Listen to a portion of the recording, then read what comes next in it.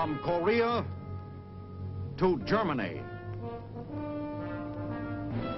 From Alaska to Puerto Rico. All over the world, the United States Army is on the alert to defend our country, you, the American people, against aggression. This is The Big Picture, an official television report to the nation from the United States Army. Now, to show you part of the big picture, here is Captain Carl Zimmerman. When we have troops stationed all over the world, as we have today, our Army is faced with the tremendous task of keeping them supplied.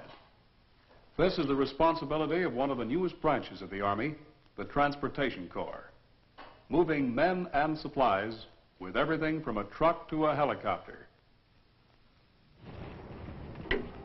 Beaver 1, this is Beaver 3.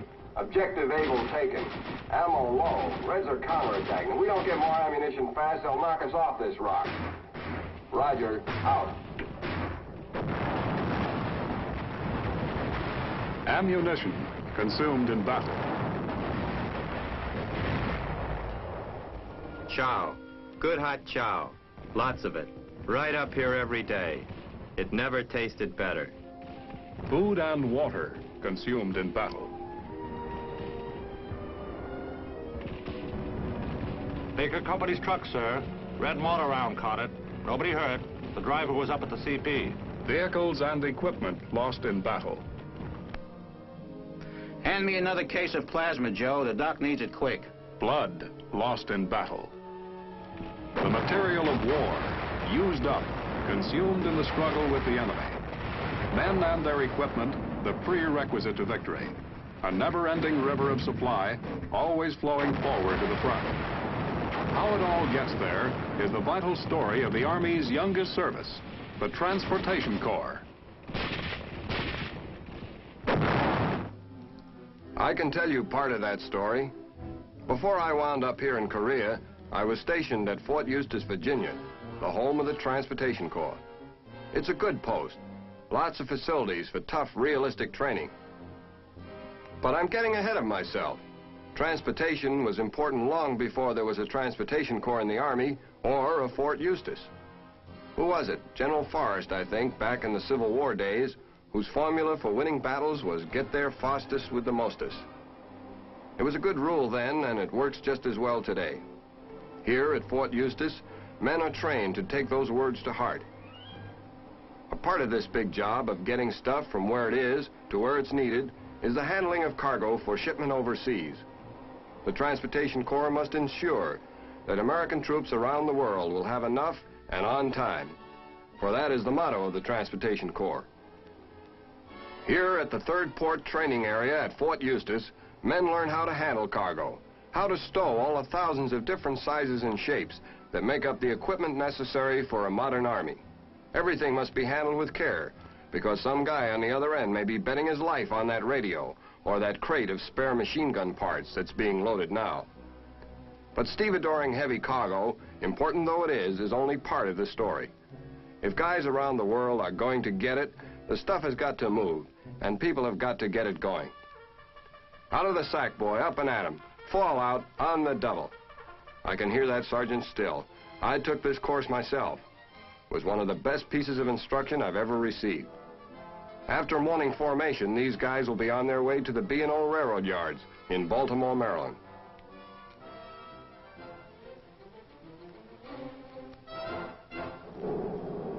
Here, after preliminary training on the Transportation Corps' own railroad at Fort Eustis, they're going to learn practical railroading on one of the country's biggest lines.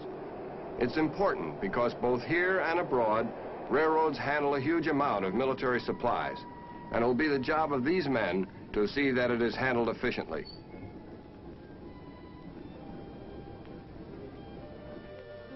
Every soldier is assigned to a specific railroad employee for a 90-day period. At first, it's kind of tough. The old-timer's got his regular job to do, and you feel sort of like a third thumb.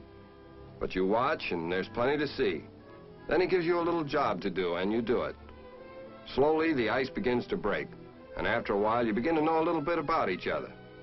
All the time, you're learning, and pretty soon you're working as a team.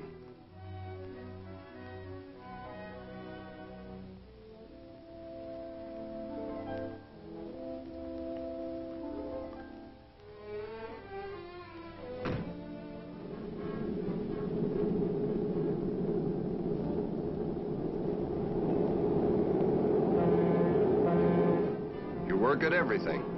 The old-timers letting you do a lot of it by now. Then just when you think you know everything about this railroad business, something new comes up and you start all over again. They're a great crew, these railroaders, and a lot of fast friendships grew up during our period of training here. Talk about cooperation, I've never seen a better example. The B&O is doing all this for just $1 a year. The C&O is doing it too. The Railroad Brotherhoods are supporting the program.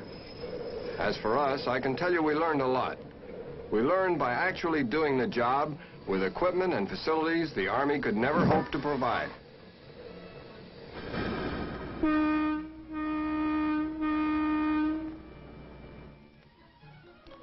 Fort Eustis trains men to move material. One of the biggest jobs of moving material takes place at the various ports of embarkation around the zone of interior. New York, Hampton Roads, New Orleans, San Francisco, and Seattle all are ports of embarkation operated by the Transportation Corps. I'm a sergeant here at New York POE, Port of Embarkation. It is the largest of them all and handles most of the supplies going to the European Command, the Mediterranean, and North Atlantic bases. Right now, we are outloading diesel locomotives for shipment to help speed up transportation in Korea. From what I hear, the railway service is doing a big job over there, and they really need this equipment. You've got to be careful. Everything must be secure because a locomotive lost at sea is just as useless as one that's never loaded. And when a ship starts tossing, it's easy to have cargo shift if it isn't tied down nice and tight. Here at New York, civilian contractors do most of the work. But overseas, the Transportation Corps' own people will do the job. Everything's secure and on its way. From Fort Eustis and the zone of the interior, men of the Transportation Corps move out to operations all around the world. Overseas, the Transportation Corps is responsible for all military rail and highway transportation. This includes operation of ports, railroads, trucks, barges, and other small freight ships. Actual ocean shipping is handled by the Military Sea Transportation Service of the Navy.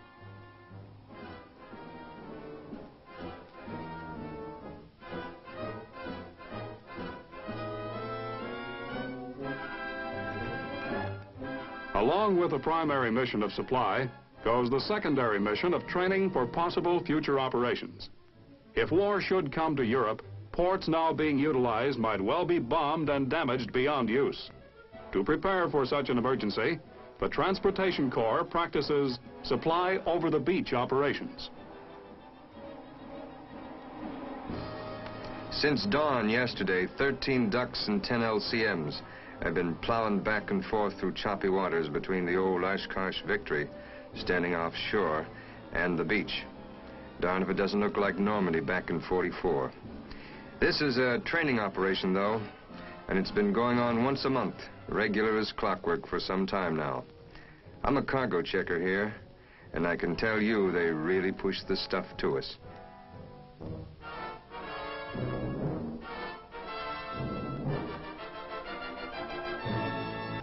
Down the shore a little, they've got a dozer working, enlarging the area. This is the first thing you do. You've got to prepare the beach. And believe me, a bulldozer does a beautiful job of carving a traffic pattern out of these dunes.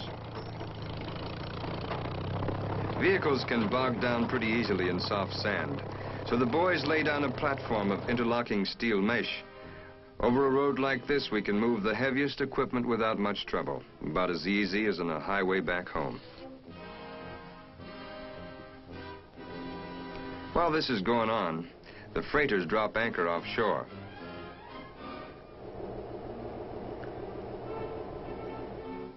Gangs of soldier stevedores shuttle cargo into position down in the hold. Others sling steel lashes around the crates, while one man stands ready to signal the winch operator. You know, you get kind of a kick when that first load swings up free and clear and over the side. Here it's dropped into either a duck, the Transportation Corps' amphibious truck, or into an LCM for the trip to shore. Ducks can carry a load right up the beach to discharge points, where it's sorted into various categories. LCMs have to be unloaded and the cargo placed in trucks for the trip over land. Supplies over the beach is a monthly training operation conducted along the western coast of France to ensure that the Transportation Corps will be able to move up men and material over the beach anywhere, anytime the need arises. At the discharge points, heavy-duty mobile cranes take over the job and unload the ducks and trucks. This cargo is part of the normal logistical support requirement of the European Command. Over 6,000 long tons of cargo, all helping to supply our troops over here. We're getting so good at this supply over the beach operation that we're offloading ships in the stream faster than ever before, while at the same time we learn the know-how of new techniques and improved equipment. Now it's the forklifts that tackle the material. They sort and separate the various loads so that they can be documented and loaded into rail cars for shipment to the various Army depots throughout Europe.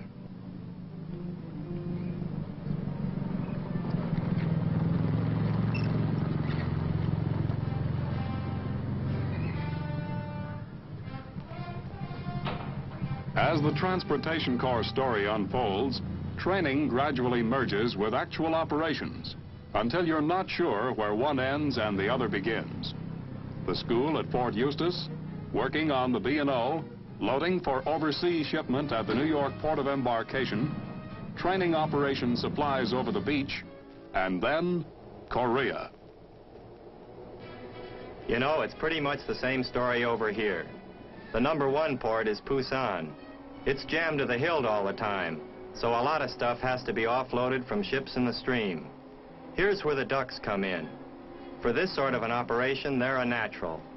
They can tote as much as 5 tons across open water, right up on the beach and further. Once here in Korea, a duck company carried supplies more than 50 miles inland to where they were needed, because they were needed in a hurry, and there wasn't either the time or the trucks to transship the stuff. Believe me, that unit was happy to see those ducks waddling down the road. They've been used in river crossings, too. The duck is a rugged little vehicle, but over here you're lucky to find a road, and when you do, it's either ice or dust or mud, depending on the season.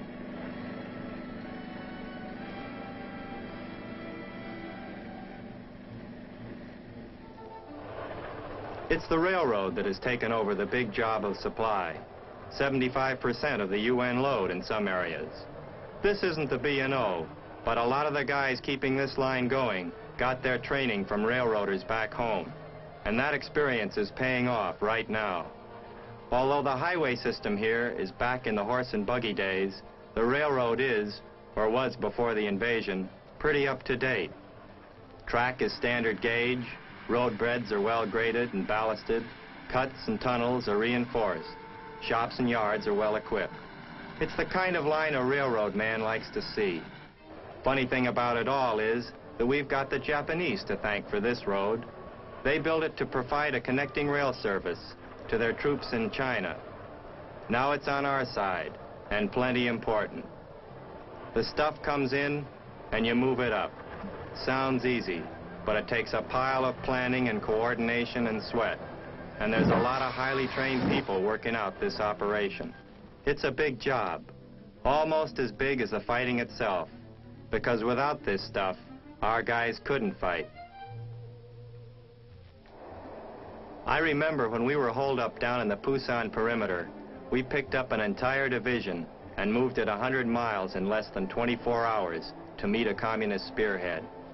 And there's been lots of other times when this road has spelled the difference between defeat or victory.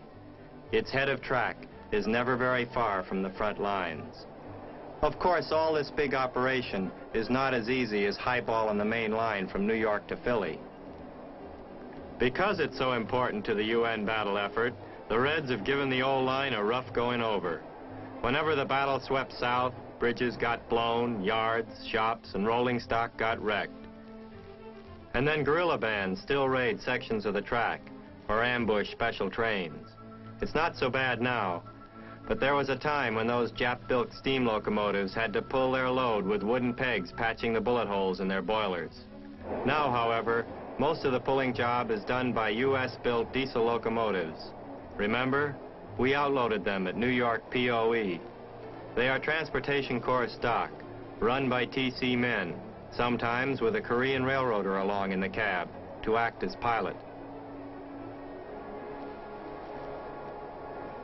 But trains can't get everywhere, and where the railhead ends, the truck company takes over.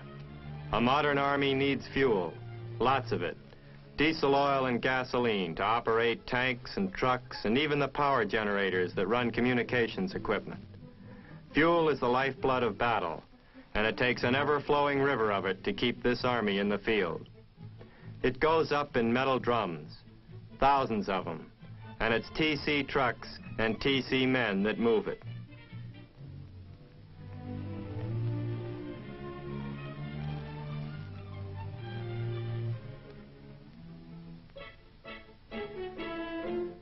It's rough going. Korea is a land of mountains. The roads are full of trick passes, blind curves, and washboard roadbeds. In the winter, they're ice and slush. In the spring and fall, mud. And in the summer, dust. Heavy, choking dust. You eat and breathe dust all along the haul from the loading point to the division dump.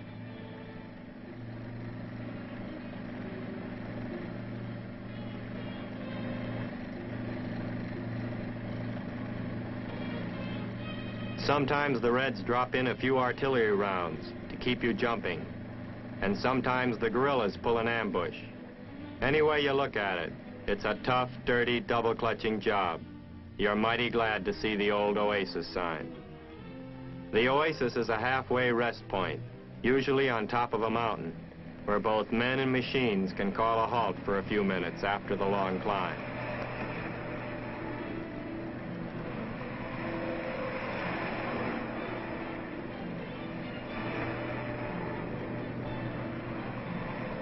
Believe me, a cup of coffee or a canteen of cool water is like a gift from heaven.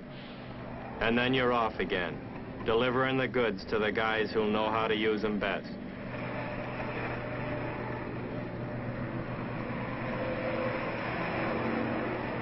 And so it goes in Korea. Up and down the peninsula, back and forth between the front lines and the port, the men of the Transportation Corps move the river of supplies forward. The river that must never stop or even falter once. For without it, the battle effort of our army withers up and dies. Military transportation is as old as human history, but there are always new wrinkles. We tried out one of the newest methods at an infantry maneuver at Fort Bragg, North Carolina.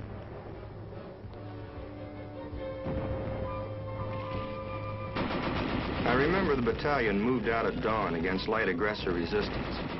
We thought it was going to be a picnic. But by 11 o'clock, the umpires ruled that we were pinned down good. It seems we needed light artillery and replacements to finish the maneuver. I wasn't very happy because I knew the kind of terrain we'd been over. Nothing but a foot soldier could make it. And it had taken us 6 hours to get here. I watched the old man put in a call.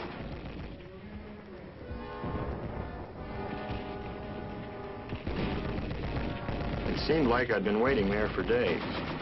Actually, I guess it was under an hour when I heard the sound of engines overhead.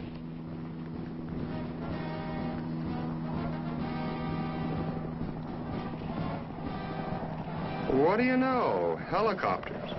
Lots of them floating in over our rear. What I want most in the world right now is maybe some jets coming in for a simulated airstrike. Or that beautiful rustle of artillery on the wing. Aggressor bound. I'd even settle for a few fresh faces coming out of the woods behind me. Anything to get this maneuver over. And what do I get? Egg beaters. What can a guy get from egg beaters? And then I found out. People. Our guys. A whole company of them. They moved in fast, right behind us. They kept on coming. It was good to have them.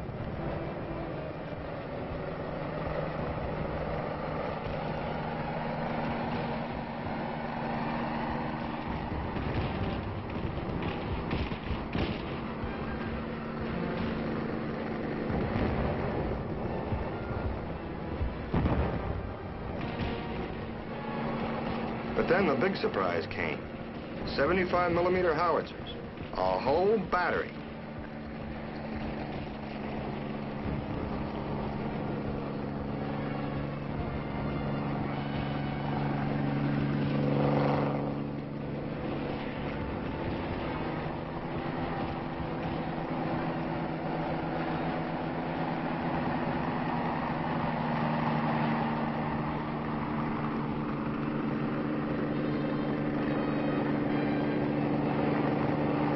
And ammunition.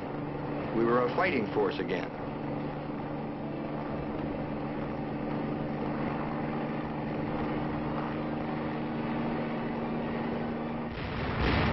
The 75s opened up. It was music. We moved out and the aggressor fell back before our increased firepower. It wasn't long before the objective was taken, thanks to fast, close helicopter support.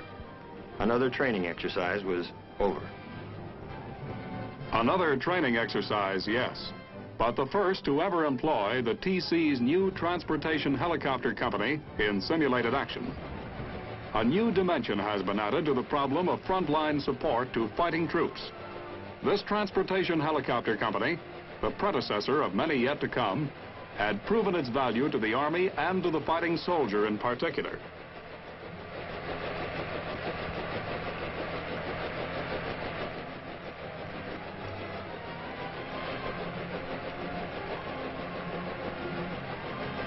But if your transportation corps is to stay on top in this big business of supplying a worldwide army, there must be constant research and development.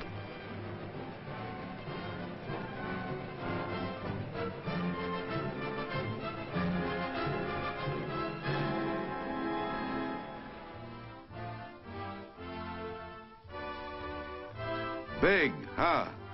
That wheel is almost 10 feet high. It is one of 4 that drive the Transportation Corps' new amphibious vehicle, the Bark, 60 tons of versatile cargo transportation, on land or in the water. I'm one of the assistant project officers from the Transportation Corps' Research and Development Station, and I've been working on the development of this vehicle since its conception.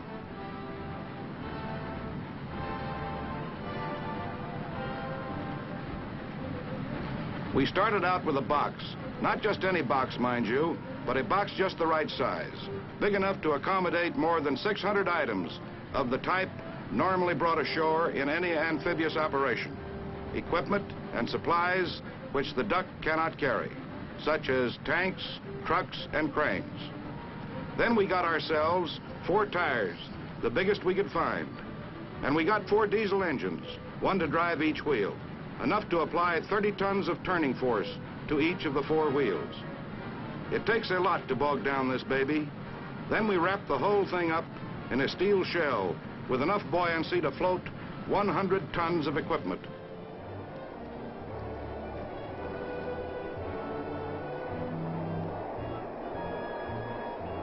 That means the Bark can load its heavy cargo from a ship offshore, cross a prepared beach, and land at points well inland at the enemy's front door.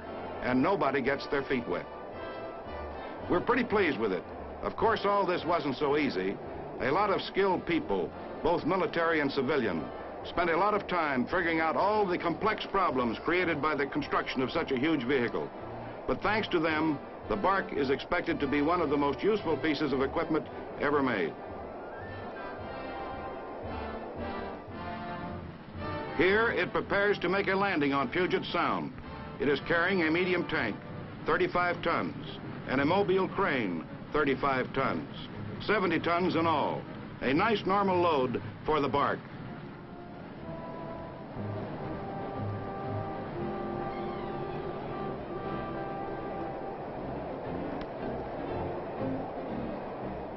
and over she goes. Tires are deflated some for better traction in soft sand. Up and over inland. Look at her maneuver. Each wheel is steered separately so she can get around in tight places. From his perch in the cab, the driver picks his spot.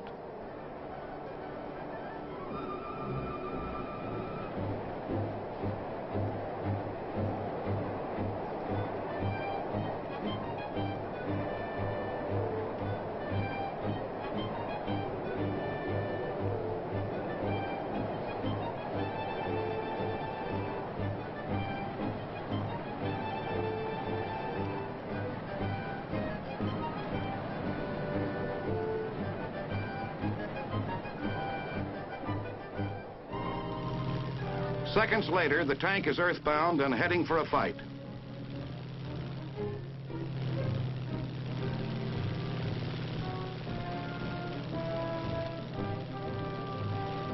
In just minutes, the 35-ton all-purpose crane is on its way, and we're in business.